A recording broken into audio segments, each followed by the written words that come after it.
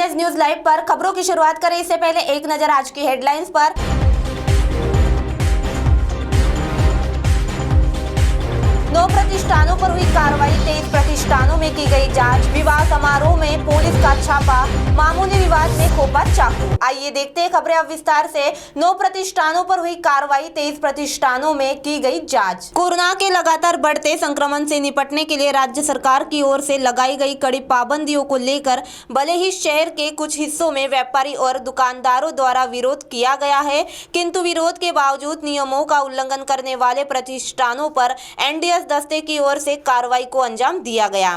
मंगलवार को एनडीएस दस्ते की ओर से विशेष रूप से किराना, ओली और अनाज बाजार में दस्तक दी गई। इसी तरह अलग अलग जोन अंतर्गत कुल 9 प्रतिष्ठानों पर कार्रवाई की गई, साथ ही 53 प्रतिष्ठानों को भी खंगाला गया। तो वही दूसरे और विवाह समारोह में पुलिस का छापा। कोरोना के बढ़ते संक्रमण को देखते हुए प्रशासन ने रात 8 बजे के बाद जमावबंदी के आदेश जारी किए हैं। बावजूद इसके मौदा थाना अंतर्गत मौजा, खराडा, पुनर्वसन परिसर में एक परिवार ने विवाह समारोह आयोजित किया। बड़ी संख्या में दोस्तों और रिश्तेदारों को आमंत्रित किया और डीजे की धुन पर लोग नाच रहे थे।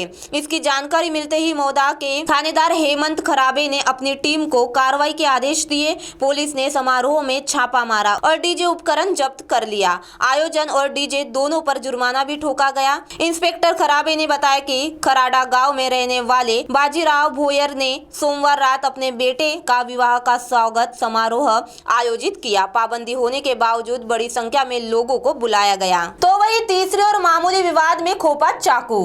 रास्ते से गाड़ी हटाने को लेकर हुए मामूली बहस के बाद असामाजिक तत्वों ने एक युवक के घर पर हमला बोल दिया, उस पर लाठी से प्रहार किया और भाई की पीठ पर चाकू खोप दिया। इतनी बड़ी घटना होने के बावजूद पांचपावली पुलिस हरकत में नहीं आई। जख्मी युवक हजील मुन्नवर को मेयो अस्पताल में उपचार चल रहा है। आजाद बुनकर कॉलोनी अशोकनगर निवासी मोहम्मद आरिफ सोमवार की रात भोजन के लिए आजाद नगर टेका परिसर में गया था। वापस लौटते समय बंटी बिरयानी सेंटर के सामने कुछ युवक रास्ते पर गाड़ी लगाकर बैठे थे। आखिल ने उनसे गाड़ी हटाने को कहा। इस बात पर उनकी बहस हो गई। आखिर घर लौट गया। रात 9:30 के दौरान 5-6 लोग गाड़ियों में आखिल के घर के सामने पहुंचे। उनके हाथ में चाकू और लाठी थी।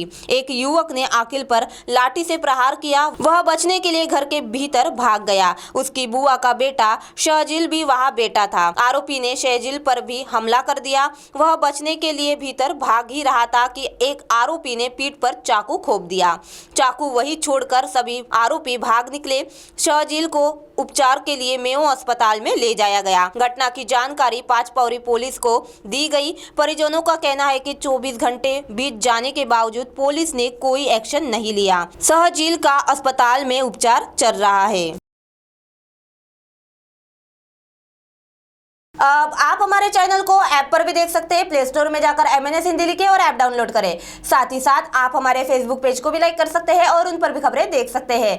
लिंक ट्विटर, हाइक, इंस्टाग्राम पर भी आप हमारी खबरें देख सकते हैं। आप हमारे चैनल को यूट्यूब पर भी देख सकते हैं और इस यूट्यूब पर सब्सक्राइब करना ना भूलें। अब फिलहाल वक्त आ चला है एक ब्रेक का।